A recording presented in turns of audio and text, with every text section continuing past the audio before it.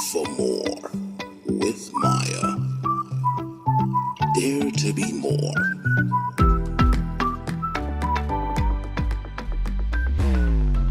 Welcome back from the break. We still have our guest, Mr. Patrick Otoro, and it's been an interesting, almost an hour of conversation, learning from the wealth of his experience. Welcome.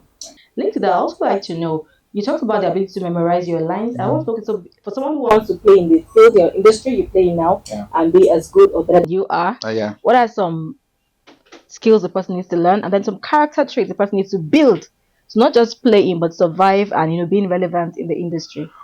There's a saying, your skills, your talent will take you places, but your character will keep you there.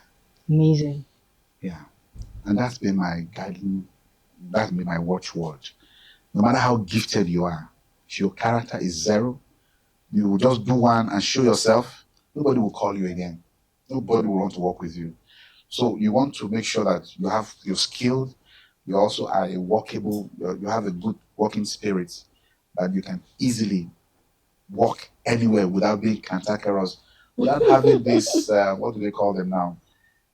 There's a name they call themselves, diva attitude, where you're just being a problem to everybody because you think you're too good. Nobody will call you. So what keeps you up there is your character. That's what people look out for. Because with your character, even if you're not too good, they can always work on you to get what they want. But if you don't have a good character, nobody will have the patience to work with you. So that's why the likes of R&B remain evergreen.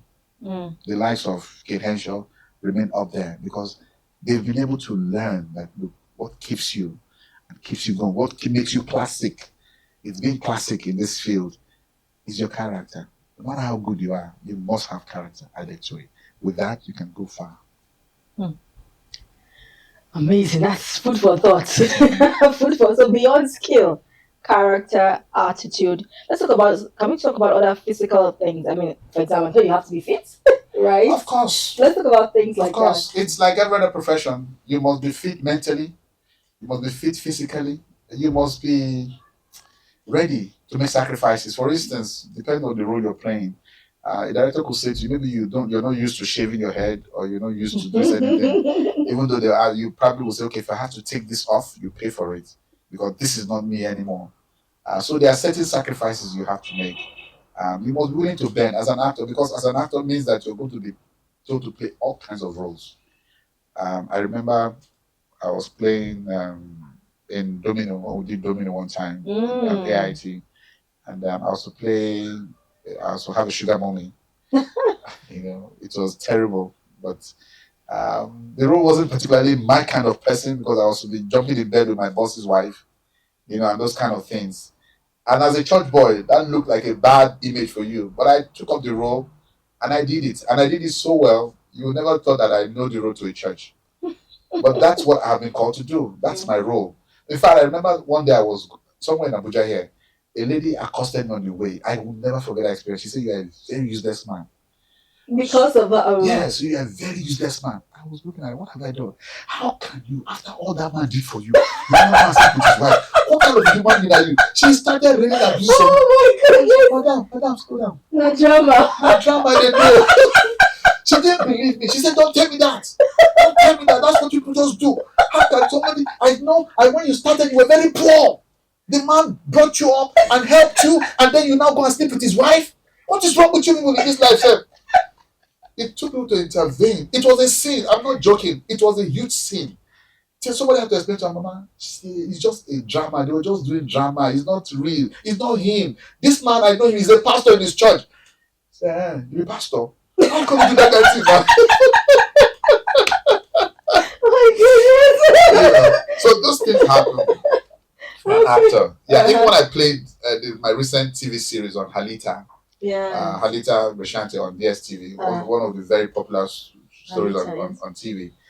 Because my character in that role, in that particular series, is a very poor farmer. Poor as in poor. I went to H Medics in Era 11 one day to buy stuff. And this family, man, wife, children saw me. They shouted, "Baba Halita," which I'm used to. And so I greeted them. They came up to me, "Ah, you don't look poor." So I said, excuse me. Ah, no, no, no, no, no.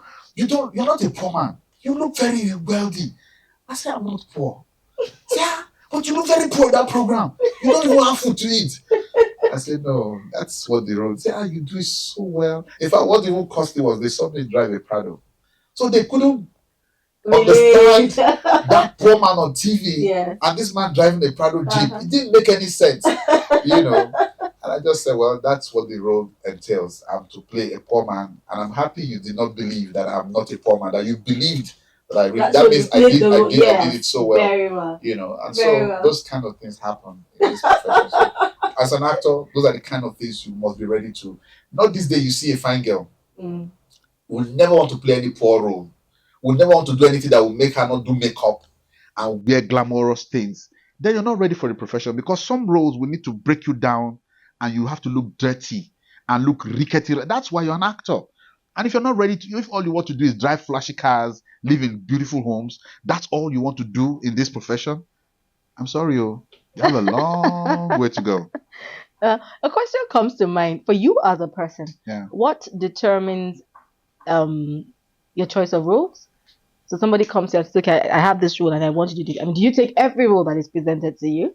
No, I don't. Okay, great. So as a person, what values guide the story? Yes. Okay, great. The story, first and foremost, is what determines what production I'm part of. So once I'm called for a production, I tell you first and then I will ask who is directing. What has he done or she done before? But most importantly, what is your story? The story determines, and then when I see the script, some scripts you look at them first and I can't be a part of this because it's poorly written, the language is bad, it's not clean, the story is not tight. You wouldn't want to be a part of those kind of productions. You also want to do productions that that being part of it will improve you in terms of your profile, that you were part of this production. So all of that you see from the get-go, from the script, you know how the production is going to be. For instance, you called me to be a part of your production, right? To come and be your guest. So while I was coming, because I wasn't too sure, two things that were placed on my mind. First, the person who recommended me to you, my friend. I know he will not tell me to meet somebody who is not ready, who is not a serious person. Okay. So when I'm told that it's here, so okay, it's a good place for an interview. All of this play in my mind. So when I came and you said you were expecting a crew, that also sent a message, because some people call you for an interview like this and they'll carry one small camera and phone and they'll be recording you. So already I already have a perception. When you say you're waiting for a crew, in my mind, as I start that's okay, she knows what she's doing. And then the crew came in and I'm seeing all these things for an interview like this. That's it. So that means that determines, if I had come and I saw one man with one small phone and say that's your crew, I won't tell you. I'll just give you a reason and I'll disappear. You won't see me again. You will not know what happened. Pass the test. I'll just sit down with you. I'll say, sorry, can I just pick a call? And because I'll just go. I will just disappear, and you will call me again. I'll just tell Lance, please tell her not to call me anymore, But at least this is the kind of, that's what I mean by what you bring forward determines what I'll be a part of. So script, first and foremost, for me, is what determines what production I take part in. And then the team that is doing the production also determines how far I go. One of the things I don't consider in every work is money. I don't usually put money in first. I think that's why I don't have too much of it. But I'm always happy to give my best to every production. Once I say I'm on, count me 120%. I will give you everything I have to make sure your show works. Amazing. And thank you very much again for being here. We'll keep saying thank you and thank you and thank you. For having me. Yeah. So let's go to your lowest moment. Tell us one or two challenging moments you've had in course of your journey, just to inspire somebody out there. Please share with us. People will judge you. People will always judge you when people judge you from different perspectives. I remember I went for an audition once. That was during my early days, and I did the audition so well. I was very good. In fact, the role I was to play, the lead role even, the guy was chosen for the lead role couldn't act as much as I was then. But the director, I can't remember, there's the producer, I can't remember what now, said to me, I can't give you this role because you're too dark. Really? That was painful. And he said it in a very derogatory way, you know, that you're too black. In fact, that's the word he used, you're too black. I can't use you. My I can't play goodness. this role. I stood there. I looked at him. I said, because of the color of my skin. And this is Nigeria. Yes. That was a very low moment for me. I went home that day. I can't even remember how I slept because I kept playing in my. So should I go and bleach myself because I want to act film? Should I? Okay. So and you know how fate will play. I got a role to play in one TV series, Area 11 Center, and I did so well. And then I went somewhere. Someone now recommended me, and I think there was a role. The guy was one of the directors in Domino. So I had started playing the role in Domino when he came on board, and he saw me. He was ashamed because I'm one of the, even on the what do you call it, montage of the program. I was on that montage, so I was a lead, and this guy was on it. So he couldn't even face me, because of what had happened. Yeah, it looked like so. I just didn't make an issue out of it. Even one day he tried to bring on the cover. I just told him, you know what, let it rest. Because if I had listened to you that day, I would never be in this profession again. Because it almost chased me away. Almost did. That was the lowest point. I think if I ever recall anything at all that had been so painful in this journey, is that the incident, as simple as it sounded, it was very, very demeaning. Yes, that's the word. But eventually so anytime I have conversations with people, I tell people, don't judge people on. Yeah, I know this profession sometimes they've made it look like it's about color, light complexion, tall, and all that. But what makes a story good is the ability to tell it well. You can have a good script and bad actors and they kill it. And you can have a bad script and good actors make it look beautiful. So if you're a producer and you know what you want, look for who can interpret your story for you.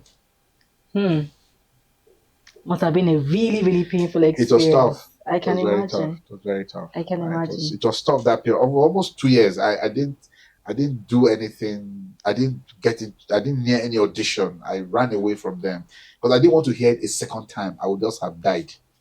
So I just ran away. I just ran.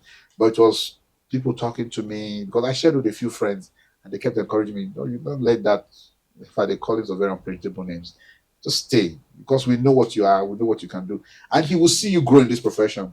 And today he has seen that maybe somewhere in my mind, it's still playing in my brain. Maybe that's why I focus on stage more than screen. I hope that's not what's happening to me now. I hope not. Because you're good. For some reason, I have just not been too close to the screen. So I've decided to stay more on stage. But if I get a good TV production or film, I play. Interesting. There are many talented people out there who have amazing, brilliant ideas and who really want to start out. But there's one challenge they've always had has been funding. You've been in this journey for 30 years. So how have you been able to work around? What was your experience been like? What have you learned and what are you doing differently now? Okay, so the live theatre particularly is not very popular, especially in Abuja, compared to Lagos, right? And in Lagos, you have all the national, all the companies, so they get all the support. But in Abuja, it's relatively barren, if you like, in terms of funding. So when I decided to stay on this course, I knew it was going to be challenging because I've been around. And I remember when I started producing in the early 2000s, we'll do a play and probably you have one person in the audience. Now imagine even to watch play, people don't come. Not to talk with them. Why would anybody want to sponsor you? Those are free plays? No. Okay. Small gate fee there, 500, but people don't show up. You have one person in the audience. And because one person has paid, the show must go on. You must perform for that person. Doesn't matter. It's the way the profession is. So and you won't say, "Well, take your money, we're not doing it again." No, you must do the play, So it's been something that has been just being consistent and persistent on it. What I have done every time I have a production, yes, we write letters of sponsorship, requesting for sponsors here and there, but most times you end up spending your personal resources. I've been maybe I don't want to use the word smart. I can say I've just been selfless enough to do other things that earn me money, but I invest it into theatre. Just because that's the only way I know I can build it. If I have to build this thing and create a followership, I must be ready to make sacrifices. So I have told myself. So my family, unfortunately, are the ones who suffer. A lot of times I have to take money from my children's school fees to do shows. And one of the days, my girl told me, "Daddy, you can't keep coming back and telling us sorry. There's no money for fee when you've used all our money to go and do drama, and then you come and tell us." Say, "Please, Daddy, stop. You Oh. look for money." I know that I have been through this kind of stuff, but I keep telling them, "Don't worry, it's paying off." And now we can see we're gaining some kind of recognition. Uh, People are gradually beginning to see our plays. People want to now be part of it. Gradually, we're getting some little support from friends. So funding is tough, Mm. but you have to have realized also people will want to know what do you have, what have you done Yeah. before they can say, okay, I'm willing to put my money. In fact, the last time somebody said to me, I want to come in as an investor. Why I didn't accept that challenge? Well, it didn't come as an investment. It came like borrowing me money. Well, you're investing, but you're not willing to bear the losses with me. So you're saying, I will give you money to do your show, but when you finish, you pay me back and with interest. No, I said no. If you're investing, you must understand we can both sit down and do the expenditure together. So I'm not just the one paying the money. You can do everything. When we finish, whatever we realize, if there's profit, we share. If there's no profit, we bear the losses together. He wasn't willing to go that route, and I didn't want to borrow money Pressure. for that reason. So most times I end up spending my money. I remember when I did Agbaru the musical in 2019. The first time Oh. I had R&D on stage with Hilda Dokubo, Bimbo Manuel, all those big names. I had the cast and crew was about 83 Wow. persons. So it was that like that was my first time to do a musical, and it was very That's expensive. massive, We yes. spent almost that production cost me almost 45 million to put together. We ran it for 9 days, and those 9 days combined, I'm not sure we made up to 8 million from the gates. But I have spent money. That was the year I got my daughter got admission to school somewhere abroad. So I borrowed from her school fees to do the show. But fortunately, I had some friends who also had supported. I was able to pay and not be in debt. So for some reason, you will have to be willing to have goodwill around you, Mm. and it is when you build a brand like what they've done in Lagos, Terracotta, that's been what's her name now, Bolande Hospitals, Yes. and a couple of others. They've built a brand, so it's easy for big companies to go at them. Okay, we'd like to sponsor what you do. People want to see what you've done, and that's where I am right now. After our last few shows, I'm beginning to get those kind of calls. I know some investors have also reached out to say, "Would like you to please send in an application for a grant. Would like to support your work that you're doing." So yeah, and then other little projects on the side that I'm also doing because of the sustainability of the work. It's persistency that has kept me going.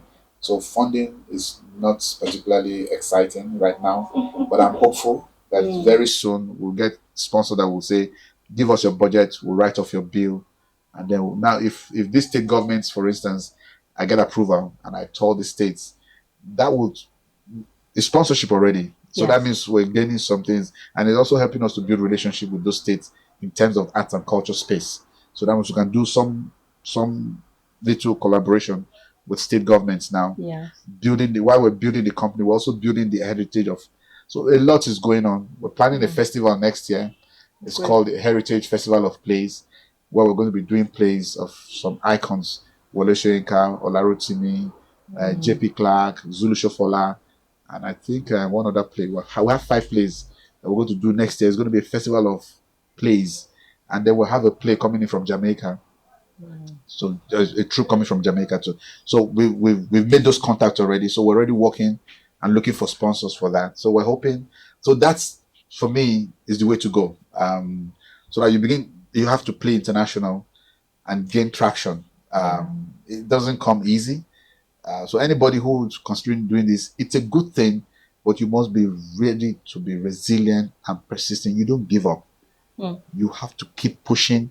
You have to keep telling the stories, tell relevant stories, and tell them well. Because when audience come, they pay money. One of my values in this profession is, as long as you pay money to come and watch me, I must give you value for your money. It's important you consider that for every audience. Don't take your audience for granted. Don't make somebody pay 5,000, 10,000, and then you just put up anything and say, we don't have money. That's nonsense. They don't want to know. They've paid. Let them have value for the time and money spent. As long as you consider them their value, people will appreciate you, and you build a community, which is what we've done. Gradually, we're building, and again, I can't stop thanking my friend Lance Ayanya. He's been very, very supportive. When we became friends, I can't think of any play I've done that Lance has not given me a seed to say, my Deacon, please, this is my contribution to what you're doing. And that goes a long way for me to say somebody appreciates the work you do. Even that's why when he was having his 50th birthday, he insisted I must tell his story on stage. So we did a small play, for him during his birthday celebration. And that job gave me a job somewhere with the Nigerian Navy to do something for us, because one of the audience who came to watch. And so it's just doing your work well and people appreciating it. So when you see people who say they want to do theater and then they just manage, you don't manage in this profession. If you manage, people will not take you serious, because it is business. That's where I'm trying to learn now. I've always done it in a passionate way until somebody told me, now who passion help? Passion only help person. So you must think business. So I'm beginning to think business now. That's why I'm doing plays with small cast. I don't want to do plays with large cast anymore. Now imagine I did a play with 83 people. You have to pay every one of them. Yes. And that's why we spent 45 million. I could have spent maximum 10 million at the very most if I had a small cast. So I could have saved 35 million naira of my money. But I didn't do that because I was not thinking business. I was thinking passion. I don't passion now. Everybody don't go. I'm still in that moment. Well, there are lessons on the journey. Like they say, it's the school fees I paid. Yes, very true. Let's talk about work-life balance. I mean, your family. How have you merged the long hours of being on stage, being on set, and driving your passion vis-a-vis your family? And how's your daughter doing? She's fine. She's in her final year now. Great. Yeah, she's in her final year now. She's doing well. She's an awesome girl. And she just turned 21. Oh, nice. So she's doing well. Well, balancing life. Thankfully, I have a wife who understands what I do, and because is what I do in church, so it's not strange to my family. They see me give everything, blood and soul, to church, and the same thing I take to my workplace. So it's just me in different environments, but doing the same thing. So my family is already used to it. In fact, when I'm not doing drama, my children and my family is wondering what's wrong. Are you sick? Yes, you're not talking drama. Are you sure? What's going on? So even when I say I not do again, I don't tire. They tell me, they'll just see me one day I'm writing. They say, what are you doing as I'm writing? They say, we knew it. It's just a matter of time. You will start to work on it. It's difficult to stay without doing production. It's just difficult. I'm not sure I will survive even. Even when I say I'm not doing anymore, something will always make me say, okay, let's just do small play. Just one more. Let's just do one for this. Let's just do for this place. We'll just do one small play. So it's been interesting because my family understands very well, and they've been very supportive, very supportive. So it's not been difficult being a father, husband, and a professional theater producer, actor, and director. It's just fun. It's a fun place to be. I mean, for me, it's the best career in the world. Like I say to people, I'm a storyteller. I just want to tell stories. No, Mike, so how do you get your inspiration? Does it come from listening to music, walking on the road? Do you have dreams? How do you get ideas for your plays? If you live in Nigeria, inspiration there's drama everywhere. Interesting. As long as you're in Nigeria, all around you is drama. Right now, we're in the middle of all kinds of drama. So you just pick your own story. But one of the things I have done, however, is in all my stories, because I love love. Okay. I just feel if we all live in love, the world will be a better place, regardless of what you go through. So I try to tell stories and list them with love around it, because that is what moves us going. There's something about the man-woman relationship that makes life sweet. No matter how bad a man is going through tough times, once he's in love with a woman, for some reason, he forgets the pain and energy just comes in. So that's what I have realized in the Nigerian story. So no matter what we go through, no matter how much a man has not been able to eat, if he sees a girl that he's in love with, I'm telling you, for some reason, energy will come and he will find a way to make sure he sustains that relationship. So for me, love is key. And that's why no matter how bad my play is, no matter how, what I mean bad, tragic, in it, there's a love story in it. It just lays it in. A man loving a woman, somebody saying I love you to somebody, or just something that will make the audience smile. Because I realize every time I'm doing a play and I'm sitting in the audience, that portion that has to do with love, you look at all the faces, they're all smiling. So they like it. They like it. Everybody likes to hear love stories. Everybody. So when I'm looking at my audience, just look at them. You see that moment when the man is trying to kiss the girl, or they're saying I love you. You just see all of them just smiling. Very nice. So you can tell you just love it. So I do that. I do that deliberately, so to also remind us that no matter how bad it is, remember that God loves us unconditionally. So share some love.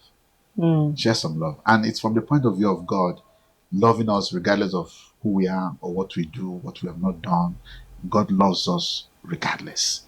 So I say to people, love people.